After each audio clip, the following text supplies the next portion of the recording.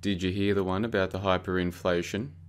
You know, the story about how people in Germany in the 1920s were pushing around wheelbarrows of money? You know those stories that you've heard before?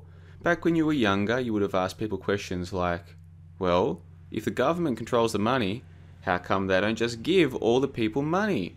And then you would have been told, well, you see, because if the government gives everyone money, we'll get hyperinflation, just like the Germans did in the Weimar Republic, when they were, pushing around wheelbarrows full of money. We wouldn't want that. That's why the government can't print money and give it to its people.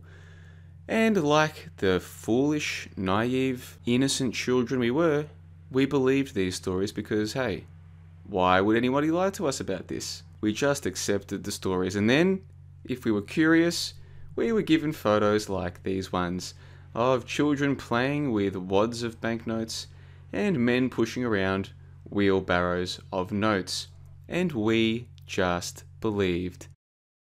But here at johnlebon.com, what I do is I look at some of these stories that we were given, and I think to myself, would I really believe this story if I wasn't raised to believe it? What's the evidence behind this story? Let's take a closer look. And I just happened to discuss the hyperinflation hoax with my old buddy Gino from down there in Melbourne on last night's episode of the Full Moon Truth Lounge. So I'll put a link to that in the info box below. Before I go though, I want to ask you, do you believe that people were pushing around wheelbarrows of notes in the Weimar Republic? And if you do, well, why do you believe that? What leads you to believe such a thing? Think through it now for yourself.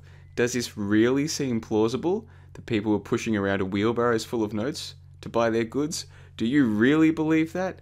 Have a think about it. Check out the link in the info box below. And until next time, take care of yourselves.